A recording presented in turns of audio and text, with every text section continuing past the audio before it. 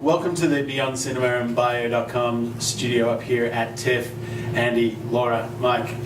Firstly, congratulations again on pulling off another Yes Men movie. And this is the first time, Laura, that you've been involved as a director with these guys, right? Yes. You were a producer on one of their Fix the World? Unfix the World, yeah. Unfix the World. So in terms of you coming behind the lens to take some of the creative reins, is that why this is a more personal account of these two guys' lives?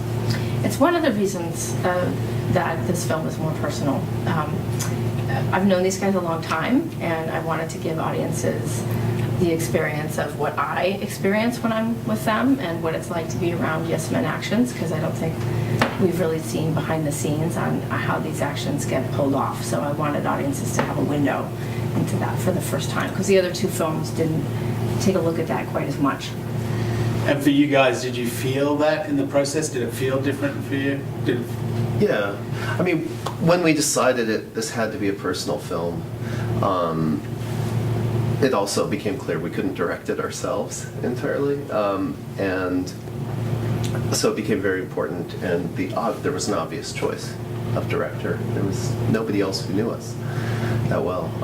And the decision to make it a personal film basically came out of our experience with the Occupy movement, which was so transformative and really taught us some lessons about movement and the power of activism, and revived us personally.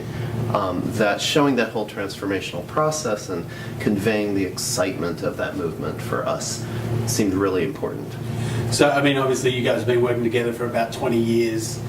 So the Occupy movement, just in the last couple of years, did that have a transformative effect on both of you, or more you than Mike? Or, like, for you, did you need to be re-inspired, or having kids and keeping having kids and having more kids, does that kind of fulfill that need and sense of immediacy? Well, I think anybody who's engaged in a long struggle to see change gets tired, and you experience different waves of energy and optimism. And the last time we'd seen the kind of energy and optimism of a movement was back in 1999, when people were fighting against the World Trade Organization, and hundreds of millions of people around the world were struggling together. And then after 9/11, there was a good decade of sort of difficulty as policing changed. Everything changed about the way that people were able to express their dissatisfaction with what was happening in the world. And so then, I needed to be refreshed by seeing movements, not just the Occupy movement, but all these other revolutions that were happening all around the world, that reminded me that you could actually make a difference by banding together. Yeah. It was easy to forget after all those Bush years. Yeah. Well, it's kind of weird as well, is it, because you guys were kind of ahead of your time in a sense, that a lot of the stuff you were doing early on would have been very easy to become like viral videos in the YouTube era. So you kind of had all this content that existed prior to that momentum, prior to these people that are coming up on a daily basis with ice bucket challenges and other kind of different ways to raise awareness for Ferguson or whatever it is they're trying to come up with. You guys were taking that literally into your own hands, turning up somewhere instead of having flash mobs pop up all over the world. Had you had that sort of momentum at that time, perhaps other people would have sprung up and done the same sort of thing. So maybe Occupy movement showing you that it is able to kind of extend in this way is also kind of part of that experience. Yeah, I mean, part of it is part of the excitement of seeing that movement was you forget sometimes when you do things over the long term, when you do a bunch of actions, that it actually does make sense, even if each one fails.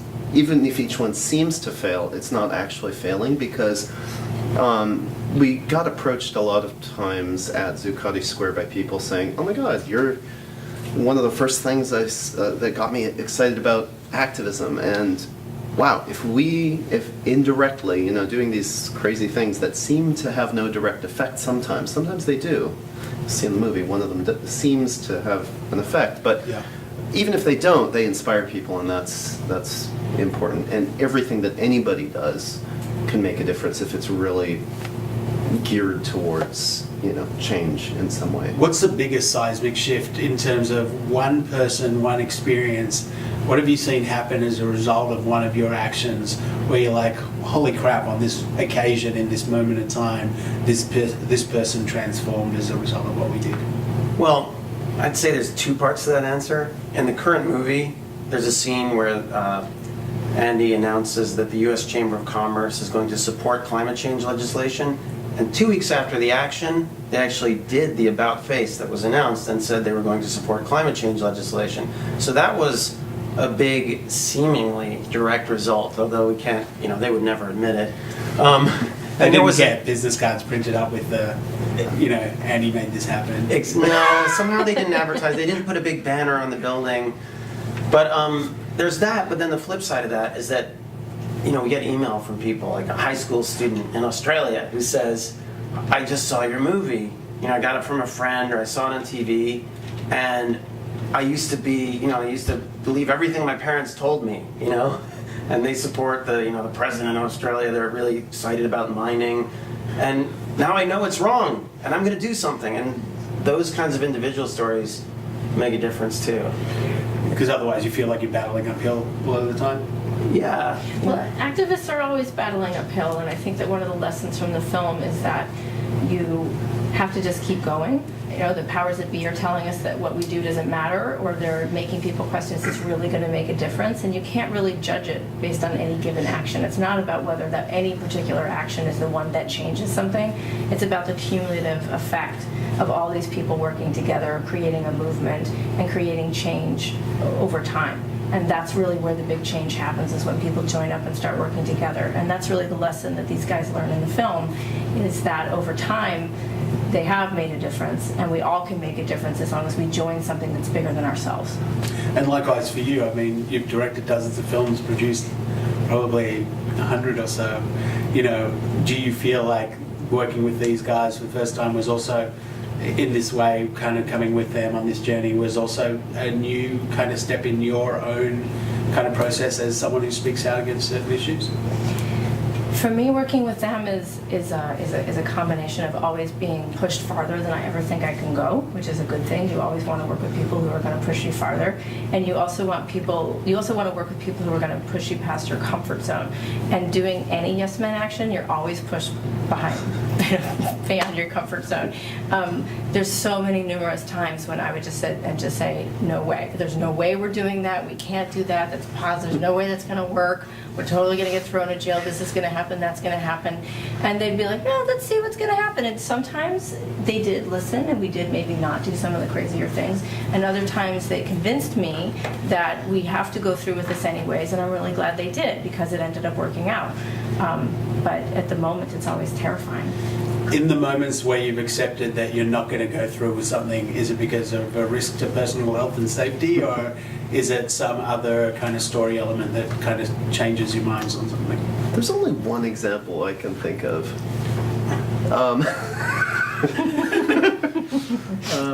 Which one is it? Which example is this? We were in the final action of the movie. We make a really big announcement to a room full of defense people and Homeland Security people. A really positive, beautiful announcement about transforming the future entirely, and on a technical level, renewable energy, but also giving ownership back to people. So, classic means of production to the people. And, well, you'll see what happens. But I did that as a high official at the Department of Energy. And originally, I was going to do it as a high official at the Department of Defense. A general. A general. Maybe 4 stars. I don't know. Maybe 5. And there were a few reasons that started to be a funny thing to do. Partly the total unpredictability of the Department of Defense and how they would react, and it might not be along the usual legal lines that we know about. So we just decided, we made it make more sense as the Department of Energy anyways. It kind of does make more sense for the DOE to be doing that because it's part of the government rather than this other kind of thing. But that was In terms of the places you've gone, whether it's, or at least represented, whether it's Canada or Copenhagen or all these different places where all these kind of world bodies convene, have any specific countries been much more welcoming of your presence than others? Like, what has been kind of your biggest kind of support base in terms of movement and change? Good question. Canada, no. Canada No. not. Canada not. Actually. Canada, one of, Surprising. yeah, in fact, one of the people who's supposed to be here with us now, Tito Ibarra, who's an amazing Native American comedian who kind of anchors the final scene of our movie, just tried to get into Canada to come to the festival yesterday and was rejected at the border. So, Canada hasn't been all that supportive on the federal level.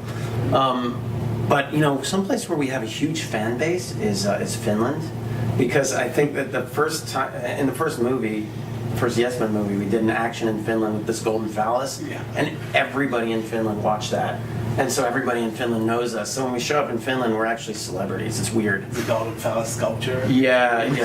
It was the golden phallus representing. It was the WTO's answer to the problem of sweatshops. It was a better way for managers to control the workers through a thing that looked like a big penis and was gold. And Finland was always looking for a way to compete with Denmark with the Little Mermaid statue, so now they've got the golden Little phallus versus statue big. there. Yeah, but it's weird being big in a small place. That's a weird thing. You show up and you're like, hey, I'm a celebrity in Finland. Okay, great. Well, congrats on your 20-plus year anniversary and bringing another Yes Men movie to the world, and being able to see some of your relationship and the need you have for each other come through was really cool for me. So thanks again. Thank you. Thank you. Thanks. Cheers.